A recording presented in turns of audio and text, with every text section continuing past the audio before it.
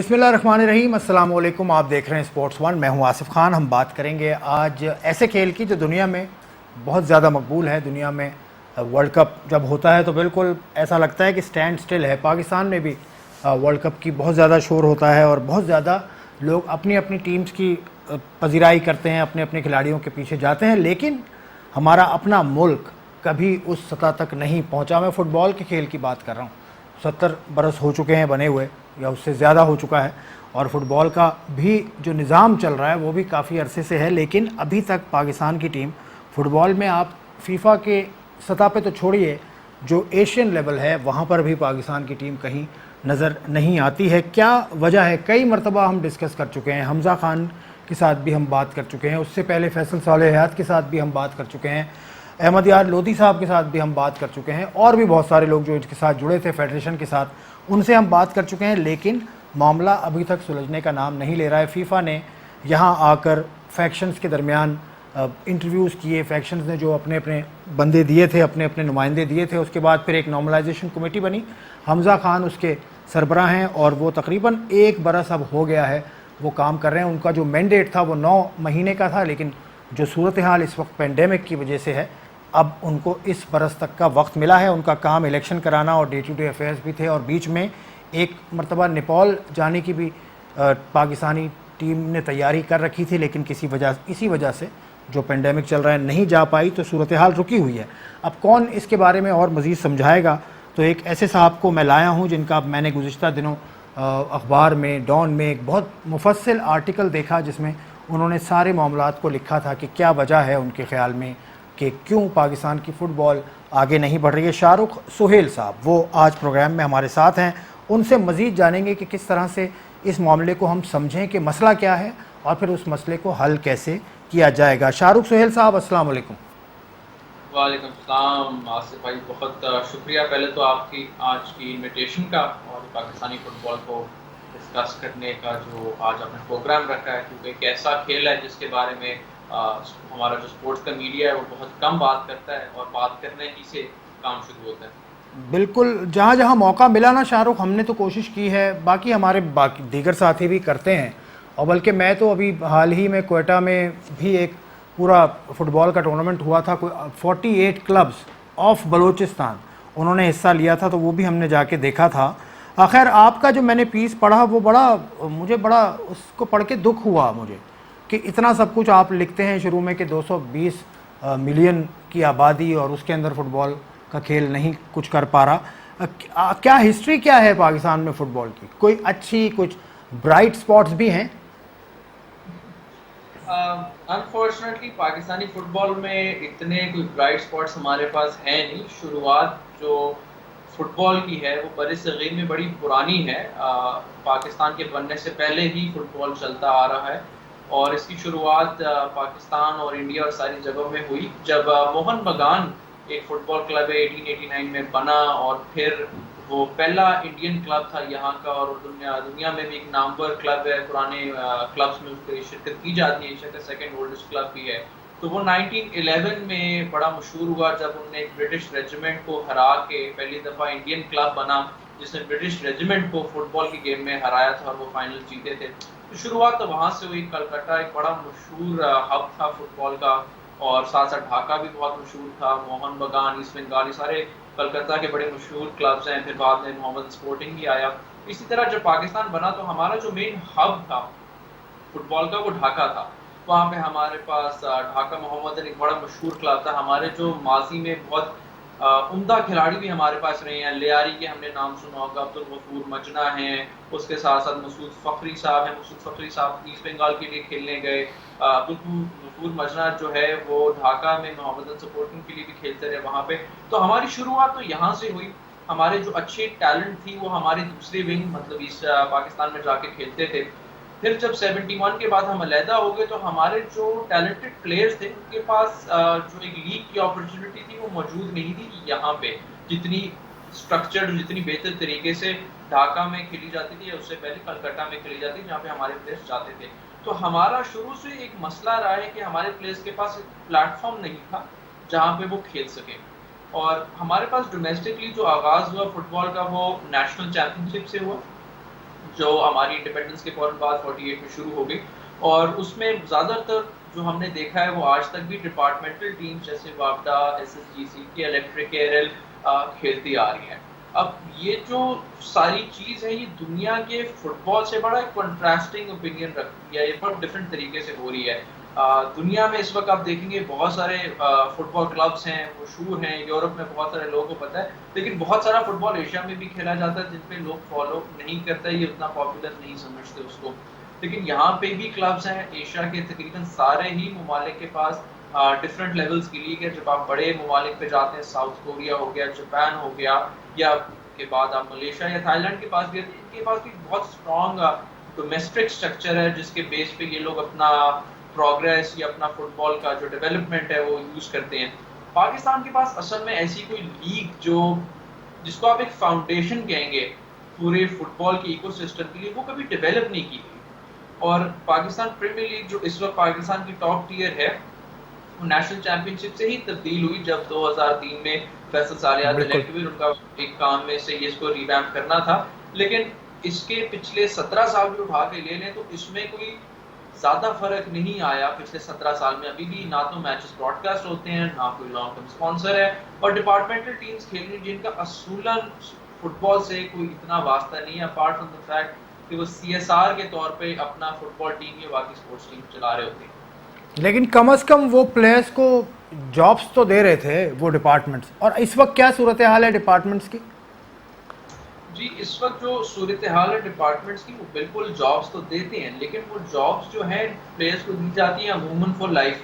अब उसमें ना तो प्लेयर की कोई डेवलपमेंट का ख्याल रखा जाता है, ना तो उसको कोचिंग उस लेवल की मिल सकती है जो एक बाहर के क्लब में या एक क्लब के तौर पे आपको कीजिए, क्योंकि एक इदारा जिसका काम स्पोर्ट्स पे करना नहीं है, वो सिर्फ एज ए सीएसआर एक्टिविटी उसको लेके चलता है, तो वो कितना ही प्लेयर्स को डेवलप कर सकता है। तो इस सिस्टम को तब्दील करने की ज़रूरत है जिसमें आपको पूरी दुनिया में जिस तरह होता है कि क्लब की प्राइवेट ओनरशिप होती है, और वो फुटबॉल की डेवलपमेंट के लिए और अपने प्लेयर्स की डेवलपमेंट के लिए बहुत सारी चीज़ें उसके बाद कर पाते हैं, क्योंकि उनका मकसद ही फुटबॉल में काम करना होता है। तो जब आपको बेसिक्स पे काम करना है, विजन पे काम करना है, तो पहले तो आपको स्ट्रक्चर चेंज करना पड़ेगा।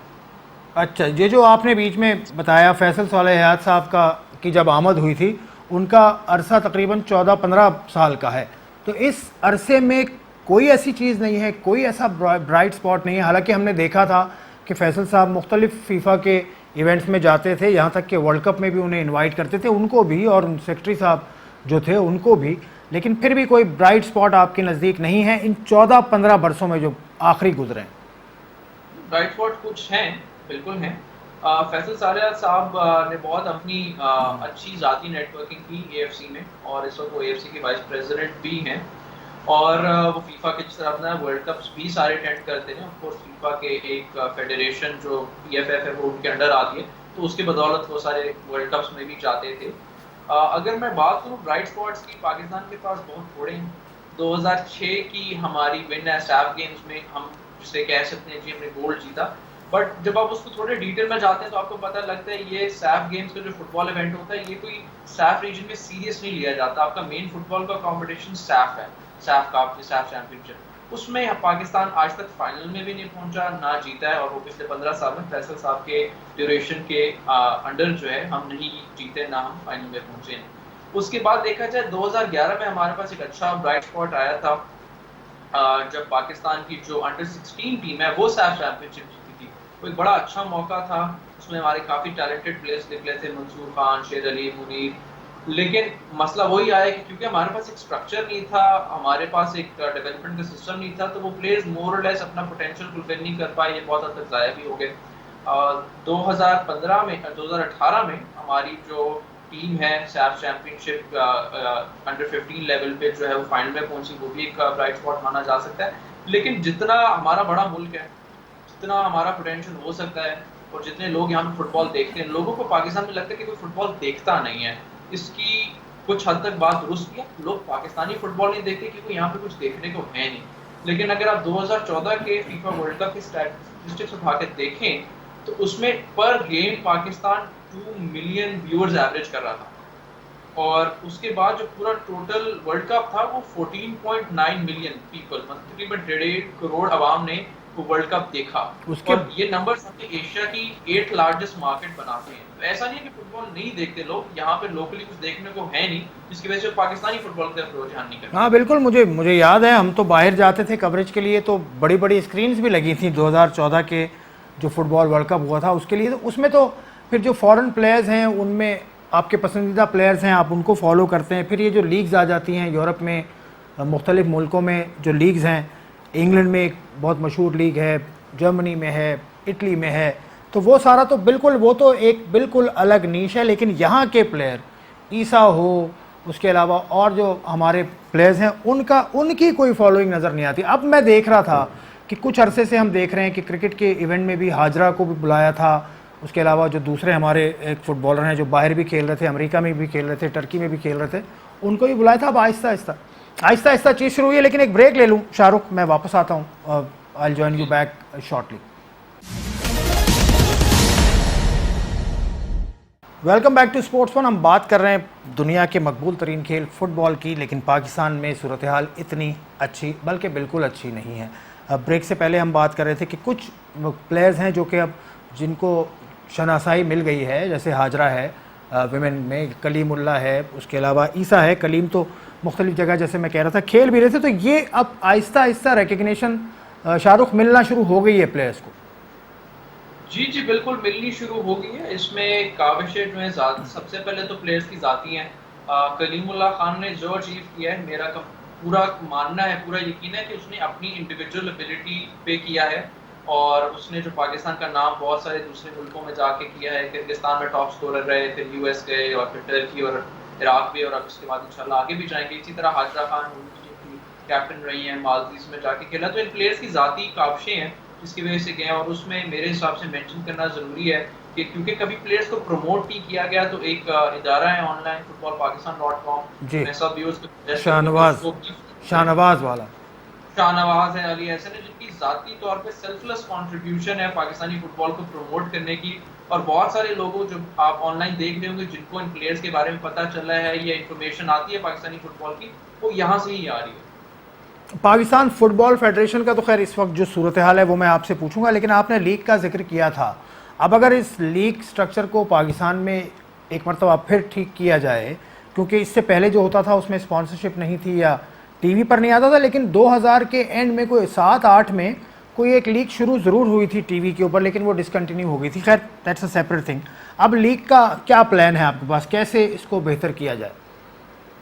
जी देखिए, लीग जो है आपकी कम्प्लीटली रिस्ट्रक्चर होने वाली है। आपने जो सुपर लीग एक ज़माने में 2007-10 में हुई, लेकिन वो आगे नहीं चल सकी।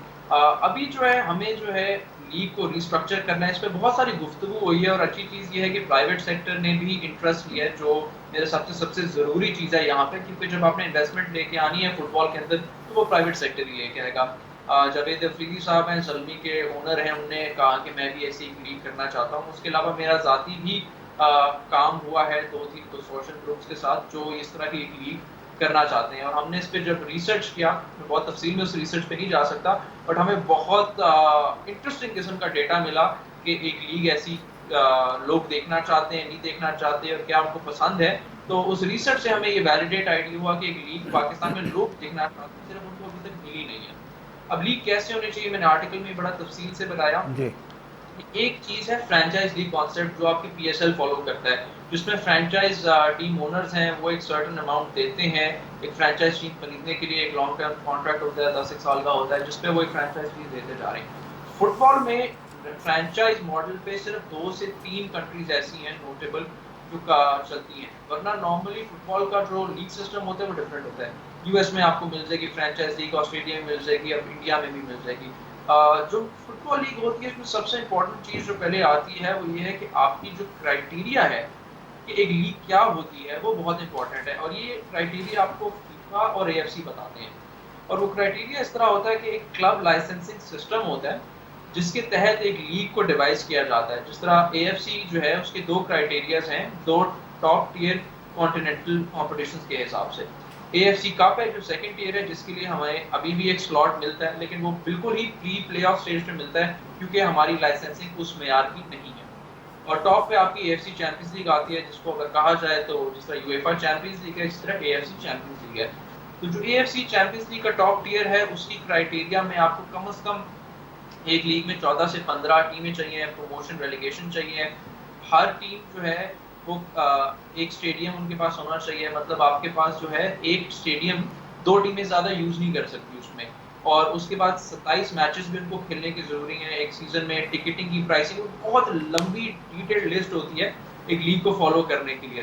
तो अगर आप एक सीधी फ्रेंचाइज लीग पे जाते हैं PSL मॉडल पे, तो वो तो एक फीफा या AFC के बुक्स में एक टूर्नामेंट कंसिडर होगा, जिस तरह एक इंडिया में मसला बना हुआ था इंडियन सुपर लीग का कि वो एक टूर्नामेंट कंसिडर हो रहे थे और उनको 4-5 साल की बहुत लड़ाई लड़नी पड़ी कि एग्जिस्टिंग आई लीग सिस्टम के साथ जो उनका टॉप टियर था कि वो अपना एक रिकग्निशन लेके आ सकें।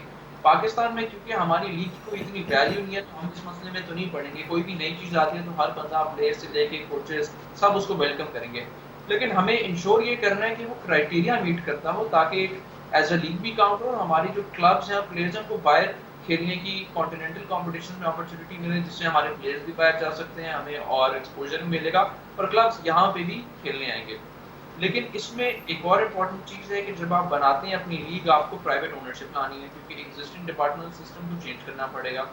तो जो मेरा कॉन्सेप्ट था वो यही था कि अगर हम टॉप टियर लीग में से डिपार्टमेंट सिस्टम्स को आप रेलेगेट करना शुरू करें या उनको ऑप्शन दें चेंज होने की, जो बहुत मुश्किल है रियलिस्टिकली पाकिस्तान में, और आप 5 to 6 नई टीम्स लेके आएं जिस तरह आप एक फ्रेंचाइज लीग में लेके आते हैं, बट आप उनको टीम ओनरशिप कंप्लीट दे दें। फ्रेंचाइज में जो अमाउंट्स लगती हैं $6.2 मिलियन आपकी मुजाल सुल्तान पर ईयर दे रहा है अपनी फ्रेंचाइज टीम्स के लिए, तो वो इतनी साइजेबल अमाउंट मेरे पर्सपेक्टिव में और स्पोर्ट्स मैनेजमेंट का जो असूल है वो फुटबॉल या इंफ्रास्ट्रक्चर डेवलपमेंट में लगनी चाहिए रादर देन कि वो एक लीग की कंट्रीब्यूशन में जा रही है जिसका फुटबॉल को फायदा नहीं होगा।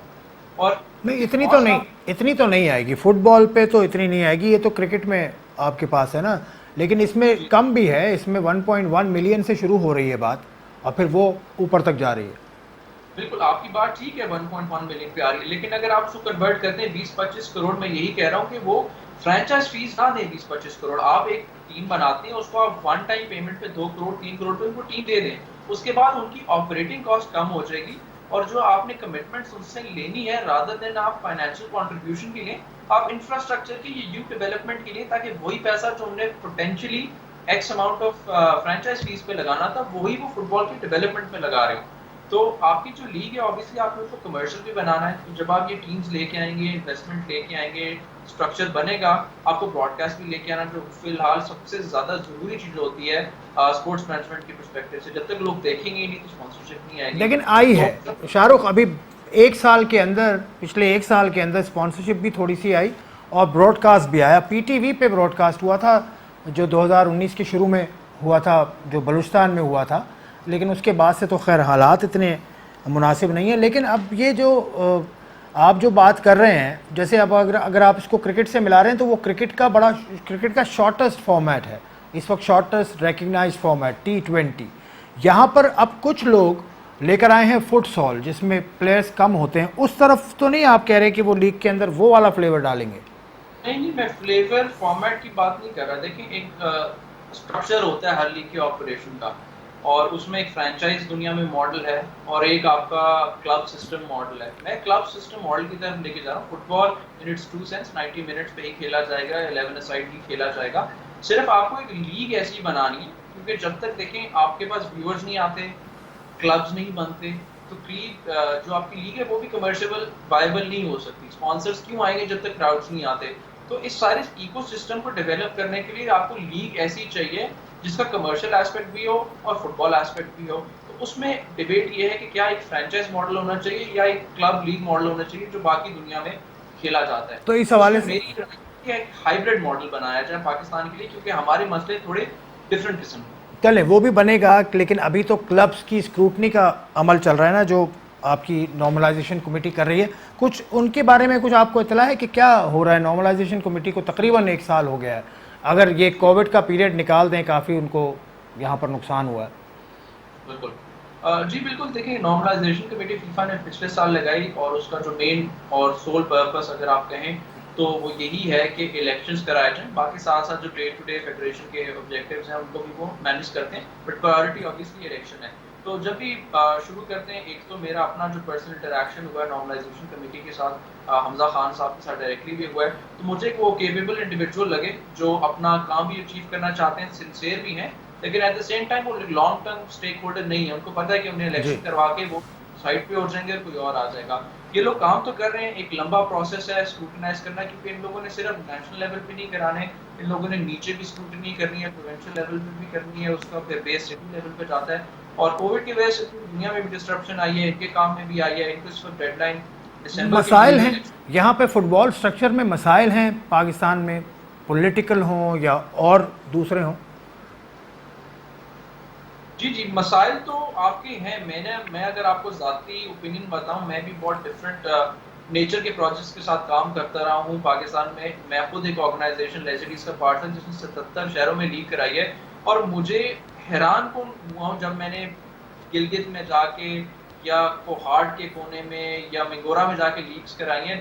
प्लेयर्स टैलेंट वगैरह सारा है, लेकिन मैंने ये देखा कि हर जगह आपके पॉलिटिकल मसले लोअर लेवल पे भी इतने ज़्यादा हैं कि ना कोई काम खुद करता है और ना कोई करने देता है। अगर आप कोई जाके उनकी मदद भी करने की कोशिश करें तो वो अपने ज़ाती मफाद लेके वहाँ पे बैठ जाते हैं।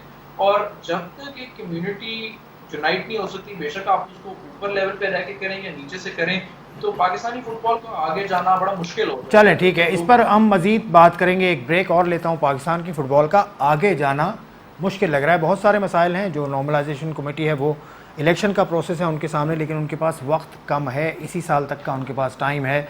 किस तरह से वो करते हैं, किस तरह से लीग्स की बातें आगे जाती हैं, बहुत ज़्यादा बातें हैं। होगा कैसे, इस ब्रेक के बाद बात करेंगे। Welcome back to sports one. Football की हम बात कर रहे हैं। शाहरुख सुहेल हमारे साथ मौजूद हैं, तज्ज़ियाकार हैं। काफ़ी कुछ बताया शाहरुख ने इससे पहले के दोनों हिस्सों में। अब शाहरुख अब ज़रा इसको करने की तरफ आते हैं। एक तो आपने नाम लिया था लेजर लीग का, वो भी मैंने देखे हैं सारे इवेंट्स जो हुए हैं। बाहर से एक कोच भी आए थे यूरोप से और उन्होंने भी प्लेयर्स को चुना था। तो ये तो चीज़ें साइड बाय साइड चलती रहती हैं। कहीं मतलब ये लोग किसी तरह से, क्योंकि उस वक्त जिन्होंने लेजर लीग कराई थी, पूरा इवेंट कराया था, उनका ये कहना था, ज़ेब हों या उनके साथ बाकी और लोग हों, कि वो पाकिस्तान फुटबॉल फेडरेशन को फीड करना चाहते हैं टैलेंट। मतलब ये भी एक कोई पैरेलल रास्ता है? जी, पैरेलल रास्ता है। मतलब आपके कोई भी एक अच्छा फुटबॉल का इकोसिस्टम होता है तो उसमें बहुत सारे मुख्तलिफ प्रोजेक्ट्स होते हैं, और लेजर लीग भी एक ऐसा प्रोजेक्ट है जो इकोसिस्टम का पार्ट है। और इसमें पाकिस्तान का फ़ायदा ये, अगर कोई भी प्राइवेट सेक्टर फुटबॉल प्रोजेक्ट आता है तो उसमें प्लेयर्स का फ़ायदा होगा, जो बाकी लोग इन्वॉल्व हैं उनका फ़ायदा होगा, और जो लोग काम करें फुटबॉल में उनका भी फ़ायदा होगा। तो मैं कभी भी किसी तरह का कोई प्राइवेट प्रोजेक्ट आए तो उसका नुकसान नहीं देखता, बल्कि मैं देखता हूँ कि एक इंटरेस्ट लिया जा रहा है और पाकिस्तानी फुटबॉल को फ़ायदा ही हो रहा है अल्टीमेटली ऐसे किसी भी प्रोजेक्ट से। और ये जो फुटबॉलर्स आए गुज़िश्ता कुछ बरसों में, काका जैसा प्लेयर यहाँ पर आया, और भी बहुत सारे रायन गिग्स जैसे प्लेयर्स आए, रोनाल्डिनियो आए, और भी बहुत सारे प्लेयर्स आए, इससे क्या फ़र्क पड़ता है? एनेल्का भी आए थे। ये हमारे मसलों का हल तो नहीं है, लेकिन एक स्टेप राइट डायरेक्शन में इसलिए रहे क्योंकि एक तो ये पॉपुलैरिटी में हेल्प करते हैं।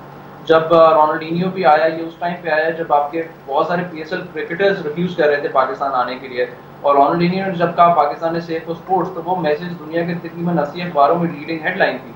तो जब ये प्लेयर्स आते हैं तो ये कमर्शियल एस्पेक्ट भी लेके आते हैं। और देखें, जब तक आपके ब्रांड्स जो हैं जितने भी हैं पाकिस्तान में, वो फुटबॉल में इन्वेस्ट नहीं करेंगे एज एडवर्टाइजर्स, तो आपके पास कमर्शियल रेवेन्यू कहाँ से आएगा? तो एक अच्छा तरीका है बॉल स्टार्ट करने का। मसलों का हल नहीं है ये, लेकिन ये भी एक अच्छा स्टेप है राइट डायरेक्शन में, और ये इंडिकेशन है कि एक इकोसिस्टम बन रहा है। क्योंकि आप पिछले 70 साल देखें तो ऐसा तो कभी नहीं हुआ, और अगर ये पिछले 3-4 साल में हो रहा है तो उसका मतलब है कुछ ना कुछ तो चेंज आ रही है, जो ये सारे प्लेयर्स और ये सारे प्रोजेक्ट्स आ रहे हैं पाकिस्तान में। चलें, अब जो 3-4 काम जो किए जा सकते हैं अगले चंद महीनों में, वो क्या हैं फुटबॉल की बेहतरी के लिए? देखिए, थोड़ा सा लंबा काम होगा, मैं अगर उसको एलैबोरेट करता हूँ। पाकिस्तानी फुटबॉल को फिक्स करना महीनों की बात नहीं है। हाँ बिल्कुल, मैंने कहा बिल्कुल कुछ काम ऐसे जो कि कुछ काम ऐसे देखें, अभी तो सबसे इम्पोर्टेंट चीज़ तो है इलेक्शंस। ताकि आप इलेक्शंस कराएंगे तो आपको पता लगेंगे कि भाई एक्चुअल स्टेक होल्डर्स फेडरेशन में कौन है, और उनके साथ मिलके किया जा सकता है। अब अगला सवाल है कि उनको क्या करना चाहिए इसके बाद।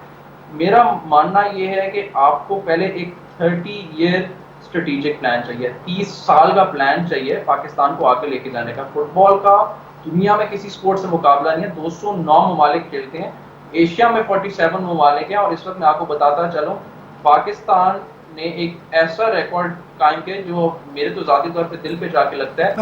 समझ गया 47 में से 47 कंट्रीज में से पाकिस्तान वाहिद रह गया है जो जिसने फीफा में आज नहीं तक है। कभी वर्ल्ड कप क्वालिफायर नहीं जीता। तो इस रिकॉर्ड को देखते हुए हमें एक बड़ा लॉन्ग टर्म प्लान बनाना है 30 साल का अपने फुटबॉल को डेवलप करने का, जिसकी एक फाउंडेशन आपकी एक लीग बनती है। और ऐसा नहीं है कि लोगों ने या मुल्कों ने प्रोग्रेस नहीं किया। मैं आपको एग्जांपल देता चलूं, फिलीपींस की हमारी तरह की एक नेचर की कंट्री है जिसमें नंबर 1 स्पोर्ट बास्केटबॉल था। 2005 में उनकी रैंकिंग 191 थी और बहुत ही बुरे हाल थे फुटबॉल के, शायद हमारे से भी बुरे हाल थे। लेकिन वो इस वक्त जो है 2019 में एशियन कप भी खेला है, उन्होंने अपनी लीग भी रिवैम्प की है, उन्होंने अपनी नेशनल टीम भी स्ट्रॉन्ग कराई है। बल्कि पाकिस्तान ने फिलीपींस पीस कप 2013 में खेला तो उन्होंने हमें 3-1 हराया भी था। तो एक कंट्री जब 15 साल के अंदर वहां से एशियन कप तक जा सकते हैं और कभी वहां तक पहले नहीं पहुंचा था, तो इसका मतलब है करना कोई इम्पॉसिबल काम नहीं है। इसी तरह आप एग्जांपल वियतनाम की देखें, इस वक्त अगर आप एशियन फुटबॉल फॉलो करते हो, Vietnam is one of the hottest properties in Asia. कि एक मुल्क जो है इस वक्त वियतनाम अपना world cup qualifying group lead कर रहा है, जिसमें मलेशिया भी मौजूद है, यूएई भी मौजूद है, इंडोनेशिया भी मौजूद है। इन्हें यूएई तक को हराया है और ये सारी काविशें उनकी अपनी डेवलपमेंट स्ट्रक्चर से हैं। इनकी तकरीबन 7-8 प्लेयर्स अंडर 23 लेवल के हैं जो इन लोगों ने पिछले 3-4 साल में प्रमोट करके डेवलप किए हैं। तो करने को तो ये सारी चीजें की जा सकती हैं, लेकिन पाकिस्तानी फुटबॉल का मसला बाकी पाकिस्तान की तरह हमेशा ही ये रहा है कि आपके पास सही लोग सही पोजीशंस में नहीं है। आपके पास जब तक काम के लोग स्पोर्ट्स मैनेजमेंट प्रोफेशनल्स पीएफएफ में नहीं आएंगे तो ना तो वो लॉन्ग टर्म थिंकिंग लेके आ सकते हैं, ना तो कुछ स्ट्रेटेजिक प्लान लेके आ सकते हैं। फिर वही 70 साल से होता नजर आ रहा है। बिल्कुल, अगर आप देखें लाहौर में जो फिरोजपुर रोड पे फुटबॉल हाउस को अगर आप जाके देखें तो उसमें तो बहुत खुशी होती है देख के, लेकिन फिर इनकी जो चेन है पूरी वो पाकिस्तान स्पोर्ट्स बोर्ड तक जाती है, वहाँ पर भी ये भी रुकावटें हैं। बिल्कुल है, आप जाके देखें फेडरेशन हाउस बहुत प्यारा बहुत खूबसूरत बना है, लेकिन थोड़ा सा आप अपना मुंह उस तरफ करें तो आपको पता लगता है आधी बिल्डिंग रेंट पे भी है। तो ये आपको एक अच्छी इंडिकेशन दे देता है कि पाकिस्तानी फुटबॉल के हालात क्या हैं। देखें, स्पोर्ट्स फेडरेशंस को ये बात समझने की ज़रूरत है कि आपको गवर्नमेंट के आगे जाके फंड्स नहीं मांगने पड़ते हैं अगर आप अपने फंड्स खुद डेवलप कर लें। आपके पास फुटबॉल जो है, क्रिकेट को अगर आप साइड पे रखते हैं थोड़ी देर के लिए, तो football is the biggest sport in Pakistan after cricket. इसमें इतनी ऑडियंस है कि आप इसे कमर्शियल रेवेन्यू जनरेट कर सकते हैं और अपने पैसे डेवलपमेंट के लिए लेके आ सकते हैं। लेकिन अभी तक आज तक 70 साल की हिस्ट्री में पाकिस्तान के पास कभी कोई लॉन्ग टर्म स्पॉन्सर नहीं आया। और जो स्पॉन्सर 2009 में केएसबी बैंक आया था पाकिस्तान प्रीमियर लीग की, 1 साल के बाद उनकी बात हो गई थी, क्योंकि वो फेडरेशन के साथ काम ही नहीं कर सकते। जब प्रोफेशनल्स नहीं होंगे तो फिर ब्रांड्स भी काम नहीं करेंगे। नहीं तो अब अगर आप फेडरेशन के दरवाजे पे कोई बैठ जाएगा आके, दरवाजे बंद कर देंगे, कब्जे हो जाएंगे, तो फिर कैसे काम करेगा? बीच में ऐसे हालात हुए थे। बिल्कुल ऐसे हालात हुए थे और बड़ा शर्मनाक का मौका था वो पाकिस्तानी फुटबॉल के लिए। लेकिन सवाल ये कि उससे पहले 15 साल भी तो नॉर्मल चल रहे थे, उससे पहले भी चल रहा था सिस्टम, उसमें भी तो कोई काम नहीं हुआ।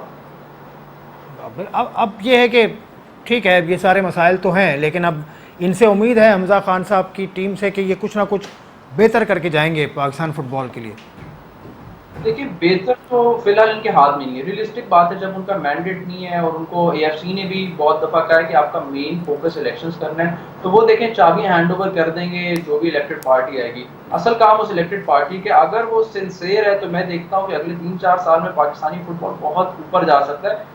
करना कोई मुश्किल काम नहीं, ना इम्पॉसिबल कुछ होता है, सिर्फ आपको थोड़ी सी नीयत चाहिए और थोड़ी सी मेहनत चाहिए और पैसे भी चाहिए। फीफा ने पैसे दिए ना अभी रिसेंटली, तो आपको साल का तकरीबन $2 मिलियन दे रहा है और वो पहले भी सिमिलर अमाउंट इससे कम देता रहा है, लेकिन अब आहिस्ता आहिस्ता अमाउंट बढ़ी है फीफा की। अभी कोविड रिलीफ फंड के लिए उन्होंने पैसे दिए, तो इंशाल्लाह फेडरेशन ने आगे डिस्ट्रीब्यूट करने हैं उसको।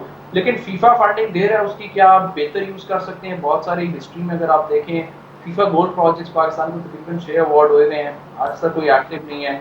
बहुत सारी उसके अंदर जब आप खरोचते हैं चीज़ें तो आपको पता लगती है क्या हुई है। मैं नसीम ने इस पर बहुत डिटेल्ड आर्टिकल्स किए, एक्सपोजेस किए हैं। तो पाकिस्तानी फुटबॉल में जो फाइनेंसेस आए भी हैं, क्लियरली उनका बेहतरीन जिसे कहते हैं या ऑप्टिमल यूसेज तो हो ही नहीं है उनकी। तो जो आगे भी पैसे आएंगे, अगर काम करने वाले लोग आएंगे तो उससे भी काम और वो जो गोल प्रोजेक्ट्स हैं सारे जो चल रहे थे, उनके ऊपर भी काफ़ी सवाल उठा। कुछ और भी तो चीज़ें हुई थी बीच में जो पिछले 4-5 साल गुजरे हैं। सवाल तो बेसिक यही आता है कि सर जब इतने प्रोजेक्ट्स अवार्ड हुए हैं तो सिंपल सवाल है कि आज तक कुछ चला क्यों नहीं, चलता क्यों नहीं है, why is no project active. फिर तो ये बड़ा बेसिक सवाल है, मतलब इससे ज़्यादा तो आई थिंक करने की ज़रूरत ही नहीं है। हाँ, फिर वो कि एक सैलाब के अंदर फंड चला गया, बहुत सारी चीज़ें हुई है ना बीच में, जब इंक्वायरी करने वो बैठे तो बहुत सारी चीज़ें निकल के हैं। जी जी, जंग का एक गोल्ड प्रोजेक्ट था और इस पे बड़ी डिटेल्ड कवरेज भी जो डॉन ने की थी वो यही आई थी कि आपका लैंड जो है वो एक मसला बना हुआ था जंग में, जिसमें एएफसी ने पैसे तो दे दिए थे आपको का गोल्ड प्रोजेक्ट बनाने के लिए, बट ये ऑफिशियल रीज़न जो बताई गई थी कि जंग में हमें लैंड नहीं मिला या नहीं मिल रहा to develop that gold project. और सब्सिक्वेंटली जो बात आगे पता लगी थी कि वो पैसे फेडरेशन के अकाउंट्स में ही रहे थे और उसको फर्दर यूटिलाइज नहीं किया गया था। अब ये इस तरह की चीज़ें जब बाहर जाएंगी तो फिर आपका ट्रस्ट कैसे बनेगा, ट्रस्ट नहीं बनेगा तो फिर आपकी मदद कैसे होगी, ये भी तो एक मसाइल है। इस रीजन में अगर आप देखें, इस रीजन में पाकिस्तान की स्टैंडिंग क्या है, इंडिया, बांग्लादेश, श्रीलंका, यूएई वगैरह? देखें, इस रीजन की अगर हम बात करें जो सैफ है, साउथ एशिया जी। है, इसमें हमारी standing as a team separate है और as a league structure as a country for football separate है। हम कहना चाहें तो हम नेपाल को पिछले 4 मैचेस में हरा चुके हैं, बट नेपाल का लीग स्ट्रक्चर हमारे से बेहतर है। वो उसमें बहुत सारा रोल हमारे का अच्छे जो टैलेंटेड प्लेयर्स हैं उनका भी आता है, बहुत से हमारे फॉरेन बेस्ड प्लेयर्स हैं उनका भी आता है उसमें रोल। बांग्लादेश और इंडिया तो खैर हमसे इस वक्त जो है, बांग्लादेश तो बहुत आगे है, इंडिया तो अब मेरे हिसाब से उनका प्रोग्रेस हमारे से कंपेयर करेंगे तो वो डेकेड्स आगे निकल चुके हैं। बांग्लादेश के बाद, जिस तरह मैंने पहले भी बताया कि क्योंकि ढाका में एक फुटबॉल कल्चर, एक लेगेसी शुरू से थी, उनको अब वो यूटिलाइज करके आगे लेके दे रहे हैं। मैंने उस आर्टिकल में बहुत अच्छा एग्जाम्पल दिया सुंदारा किंग्स का, जो एक प्राइवेटली ओन्ड कंपनी है और उन लोगों ने एक फुटबॉल टीम स्टार्ट की जो अभी रिसेंटली 2019 में if I'm not wrong आपका बांग्लादेश लीग भी जीती, और अब जो है वो पहली दफ़ा एक प्राइवेट इंफ्रास्ट्रक्चर के तौर पे अपना स्टेडियम और सारी चीज़ें बना रहे हैं, जो बांग्लादेश में भी पहले नहीं हुआ था। तो इस तरह की हमें स्टोरीज और इस तरह के लोग चाहिए जो पाकिस्तानी फुटबॉल को लेकर चल सकते हैं। अगर आप इंडिया पे आते हैं तो इंडिया की अगर मैं आपको एक समरी दूँ, जब Manchester city football group Mumbai city में स्टेक्स खरीद सकता है इन दी ISL, तो इससे आप अंदाज़ा लगा लें कि इंडियन फुटबॉल कहाँ जा रहा है आगे। बिल्कुल बहुत आगे जा रहा है। और रिसेंटली इन्होंने जो पुराने फुटबॉलर्स हैं, मैराडोना, वो भी वहाँ होके गए, इस तरह की भी चीज़ें कर रहे हैं। बाकी जैसे आपने लिखा भी है, जैसे हम देख भी रहे हैं कि इस रीजन में भूटान हो, फिलीपीन हो, यूएई हो, बांग्लादेश हो, सारे ही की सारे हमसे आगे जा रहे हैं। शाहरुख, आसिफ साहब, एक तो साइड सारे अब एक साइड पे हो गए। जब हमने यही बात कह दी कि 46 एशिया के मेंबर्स वर्ल्ड कप क्वालिफायर जीत चुके हैं, हम पिछले 30 साल से इटालिया 1990 से फीफा वर्ल्ड कप क्वालिफायर खेल रहे हैं। बिल्कुल ठीक, हमने ठीक है शाहरुख। असल में शाहरुख, बात ख़त्म नहीं होगी, मसाइल ख़त्म नहीं होंगे, लेकिन वक्त ख़त्म हो गया प्रोग्राम का। आपके साथ काफ़ी कुछ हमें ऐसा मालूम हुआ कि उस पर काम किया जा सकता है, पाकिस्तान में फ़ुटबॉल का खेल भी आगे जा सकता है। और मैंने खुद देखा है पैशन, आप लियारी में यहाँ चले जाएँ, बलूचिस्तान में आप चले जाएँ, कोयटा में मैंने देखा, पशीन में देखा, और खुशदार में देखा, और भी बहुत सारे एरियाज़ में देखा। लाहौर की टीम इससे पहले लेजर लीग की जो जीती थी, जो लिस्बन गई थी, वो भी है। उसके अलावा फिर एक टीम यहाँ से गई। तो टैलेंट मौजूद है, विल की ज़रूरत है और एक अच्छी डायरेक्शन की ज़रूरत है। So let's hope that this game will progress in Pakistan as well. Thank you very much Shahrukh. Suhail, आपका देखने का शुक्रिया। अगले प्रोग्राम तक के लिए खुदा हाफिज़।